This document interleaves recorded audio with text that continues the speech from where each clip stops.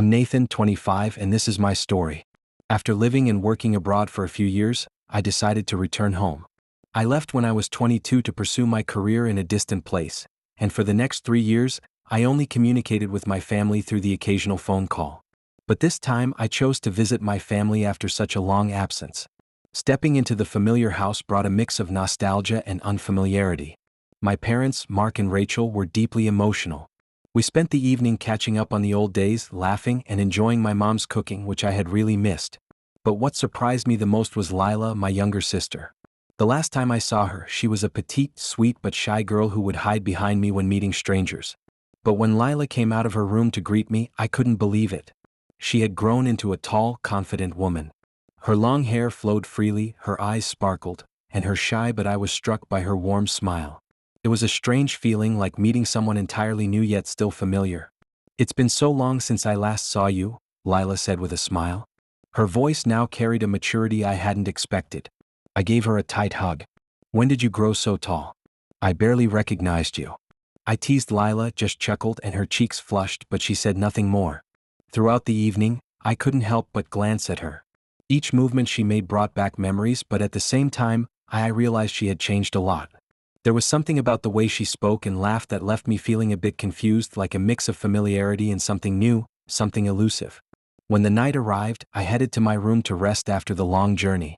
My old room was still exactly how my mother had kept it, and every detail stirred up memories. Feeling tired, I decided to take a shower. The warm water washed away the fatigue from the trip, giving me a sense of relief. After my shower, I put on a loose t-shirt. I put on a shirt and got into bed, planning to take a nap. But once the lights were out, the quiet and darkness just made my thoughts wander. I couldn't stop thinking about my family, especially Lla. I thought about how much she had changed and about the soft yet piercing look she had given me. I tried to push those thoughts away, convincing myself that it was just the strangeness of seeing my sister again after so many years. But the more I tried to ignore it, the clearer her image became. I remembered the way Lla used to smile when she was shy and tilt her head slightly when listening to our parents. Every little gesture and expression was etched in my mind. As I lay there, I realized I was struggling with my emotions.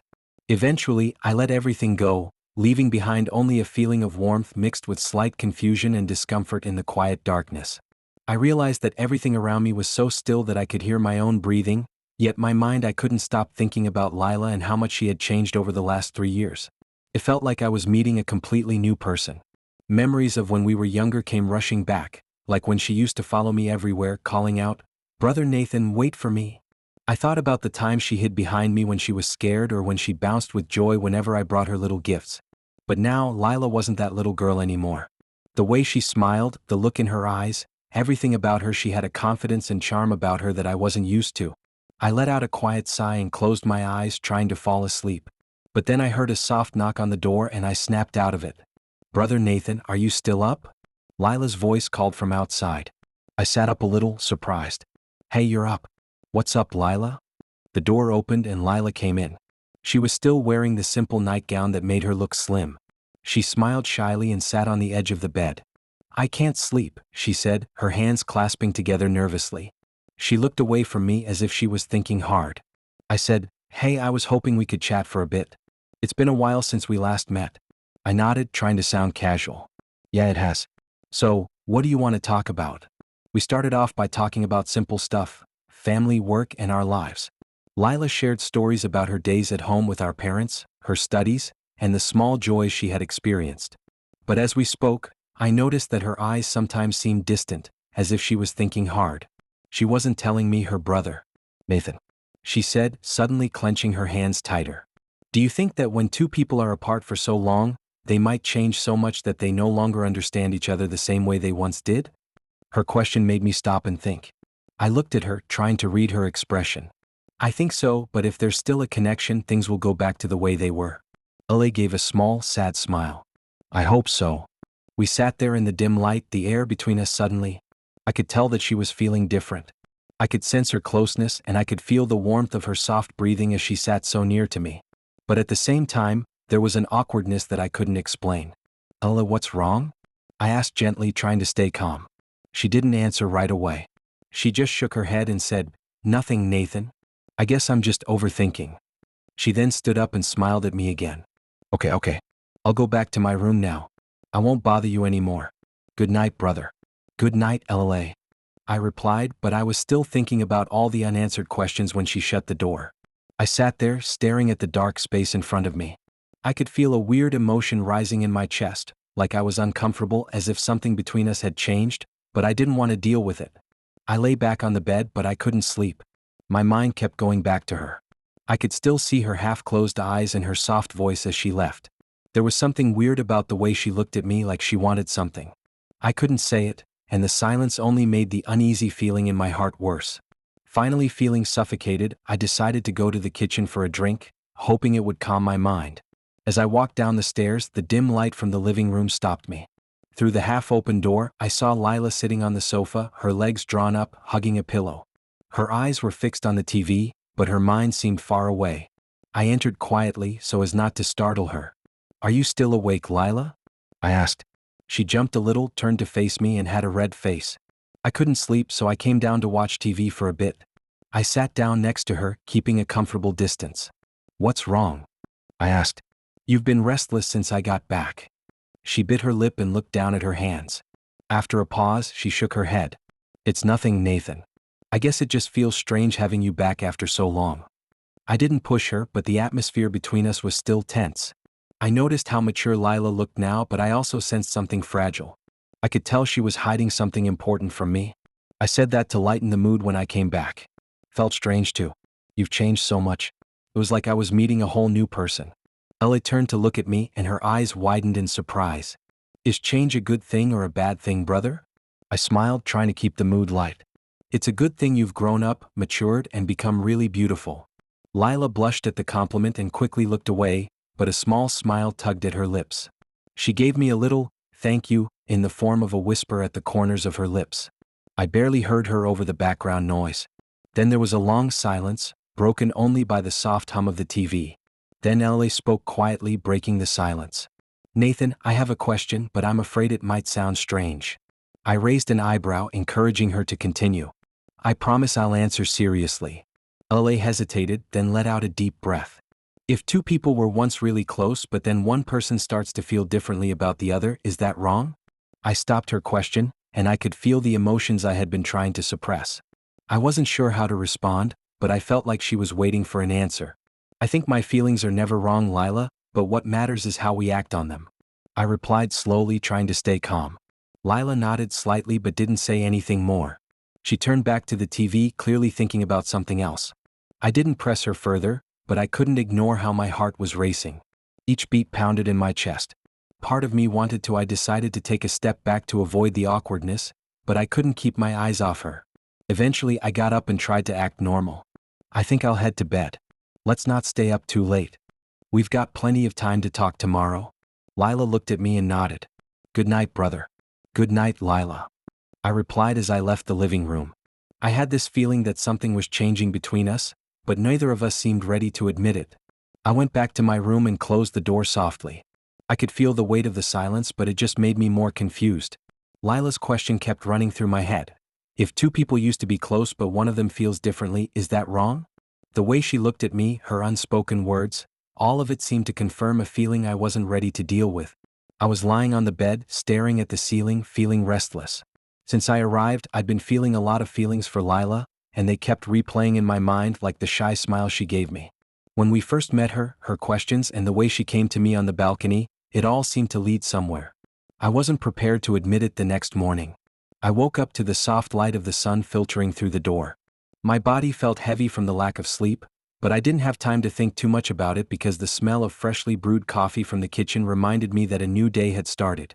As I walked down the stairs, I saw Lila standing by the kitchen counter, making coffee.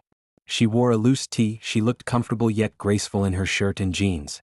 When she saw me, she turned with a gentle smile, but there was a calmness in her eyes that I immediately noticed. "Good morning, brother," she greeted me.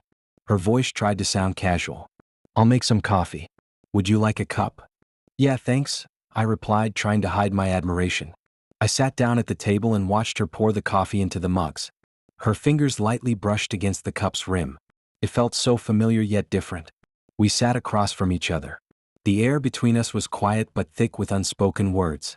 I knew Lila wanted to say something and I wanted to break the silence, but every time I opened my mouth I couldn't find the right words. Finally, Lila spoke first. "Mr. Nathan, I'm sorry if I made you uncomfortable last night," she said softly, her eyes cast down at the table. "I didn't mean to cause any trouble." I looked at her, seeing the sincerity in her eyes, but also the sadness she tried to hide. "It's okay, Lila." I didn't know what to say either. Everything was just so unexpected. She nodded, putting the coffee mug in front of her. "I understand. Maybe I'm just confused about everything. What you said made me realize that I wasn't the only one struggling with emotions I wasn't ready to face. I couldn't let her feel alone in this confusion." "Lila, listen. We're siblings. Time and distance might make things feel strange, but I believe this will pass as long as we have respect for each other. Things will go back to normal though." Lila looked at me and her eyes showed hope or maybe doubt, but she nodded. "You're right. Maybe I'm just overthinking." The rest of the day went by with Lila avoiding me. She kept busy doing small chores around the house. I didn't try to approach her either, knowing we both needed time to process our feelings. But this distance didn't ease the tension, it made everything more uncomfortable. Lila and I were on the verge of getting back to normal. She looked at me and her eyes showed something like hope or maybe doubt, but she nodded. "You're right. Maybe I'm just overthinking." The rest of the day went by with Lila avoiding me. She kept busy doing small chores around the house. I didn't try to approach her, knowing we both needed time to process our feelings. But this distance didn't ease the tension. Instead, it made everything feel more uncomfortable. In the evening, my parents, Mark and Rachel, announced they would be visiting a friend and wouldn't be back until later. I felt the situation growing more complicated. Now it was just Lila and me in the house. I had intended to retreat to my room early to avoid any more awkward situations, but then I heard a gentle knock at my door. "Nathan," Lila's voice called softly. I opened the door to find her standing there. Her face was calm yet troubled. "Can we talk for a moment?" she asked softly, almost pleading. My parents, Mark and Rachel, said they'd be visiting a friend and wouldn't be back until later. I felt the situation getting more complicated. Now it was just Lila and me in the house. I had planned to head to my room early to avoid any more awkward moments, but then I heard a knock on my door. It was Nathan, Lila's voice saying, "Lila?" She was standing there, her face calm but also troubled. "Can we talk for a minute?" she asked, her voice soft and almost pleading. I didn't want to refuse, but something in her eyes made it impossible to turn her away. I nodded and stepped outside. We went downstairs to the living room where soft golden light filled the room. Lila sat on the sofa and I sat on the opposite side of the room. "I just wanted to explain myself," Lila said, her voice trembling with emotion. "I don't want you to think that I'm doing something wrong or that I'm a stranger to you. I just can't control what I'm feeling." Her words hit me hard. I wanted to say something to comfort her, but I wasn't sure what to say. Nathan looked at me, turning over in his mind. "I know my feelings aren't right, but I don't know how to stop them." Her words hit me hard like a knife, but at the same time, they made me realize something I had been trying to avoid. I wanted to comfort her and tell her that everything would be okay, but how could I when I didn't know how to deal with my own emotions? I looked at her, ready to say something. But then she stood up and walked away. "I shouldn't have thought that way. I'm sorry." She quickly left the room and I was left sitting there with a bunch of different feelings. I sat there quietly. The soft yellow light of the room couldn't warm the cold that settled in my heart. Lila's words, the emotions she revealed, and the feelings within me all built up, like a pressure that I couldn't ignore. I couldn't help but blame myself. How had things gotten to this point? Part of me wanted to walk away and escape this confusing situation and the feelings I couldn't face, but another part of me held me back. I didn't want to leave her in this state, to make her feel like she was alone or rejected. I stood up and walked slowly upstairs, stopping outside Lila's room. The door was slightly ajar, and the soft glow of her bedside lamp spilled into the hallway. I knocked softly, my voice barely a whisper. "Lila, may I come in?" There was no response. I pushed the door open. I opened the door and found her sitting on the edge of her bed. Her head was bowed and her hands were clasped in her lap. She didn't look up, but I knew she was aware of my presence. I said, "Hale, I'm here and I don't want you to feel like you have to go through this alone. I don't know what to say to make things better, but I'm here for you." Ellie looked at me, her eyes full of unshed tears, but no tears fell. "Nathan," she whispered. "I know I'm wrong, but I can't stop feeling like this every time I see you. I'm thinking about you nonstop." I took a deep breath, trying not to get too overwhelmed. I knew there was nothing I could say to make her feel better or even myself, but I had to do something. I had to say something to keep us from getting more lost in all this uncertainty. "Ella, you're my sister," I said, trying to keep my voice steady. "These feelings might be from being apart for so long, making things feel weird, but we need to remember who we are to each other and the role we have in this. We're all in this together." Lila didn't say a word, just looked at me. Her eyes showed pain, but I think she was also looking for something, maybe to be reassured. "You're right," she said after a long pause. "But I don't know how to forget this feeling, Nathan. I just want things to go back to how they were when I was just your little sister and you were the brother I always looked up to." I put my hand on her shoulder to comfort her. "I want that too, Lila. I think time will help. You're the one who'll make it happen. I'll be here to help us get back to what we had, brotherly love and closeness. But we can't cross that line, you know." Lila nodded, resting her head on my shoulder. In that moment, we stayed there for a while, neither of us saying anything, just quietly letting the silence help us calm down. Eventually, I stood up and offered her a gentle smile. "Go to sleep, LLA. Tomorrow is a new day. I believe we'll be okay." LLA smiled faintly, a sad but relieved expression. "Good night, Mr. Nathan." "Thanks." I left her room and closed the door behind me. I felt like I'd crossed a line, but it was necessary. Everything inside me was still chaotic, but I knew I'd made the right decision. I held on to what was right even though I was feeling a lot of difficult emotions that night. I lay in bed, feeling lighter for the first time in days.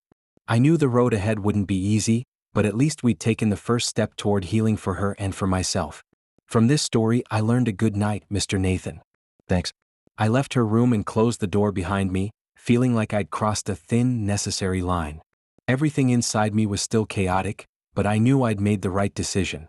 I'd held on to what was right, despite the difficult emotions that night. I lay in bed, feeling lighter for the first time in days. I knew the road ahead wouldn't be easy, but at least we'd taken the first step toward healing for her and for myself. From this story, I learned a valuable lesson. Emotions are a natural part of life, but how we face and manage them is what truly matters. Sometimes we get caught up in conflicting emotions, especially when unexpected changes disrupt our familiar understanding of things. The key is to stop, reflect, and choose the right path. Love isn't just a simple feeling, it's also a responsibility toward others and ourselves.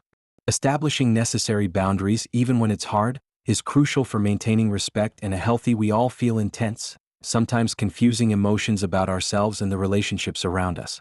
When that happens, remember that emotions are natural, but our actions must be guided by wisdom and values. Take time to understand your feelings instead of acting impulsively. Respecting boundaries in relationships is essential for maintaining trust and attachment. If you feel lost, turn to trusted family members or friends or listen to your heart, but always act with self. Relationships can be tricky, but it's important to keep your cool and be in control. This story has some great takeaways and will leave you feeling pretty relieved. Everything happens for a reason, and I'm sure we'll keep this special family bond going strong. Thanks for tuning in. If you liked what you heard, be sure to give it a like and let's keep the conversation going. Wishing you all happiness and peace.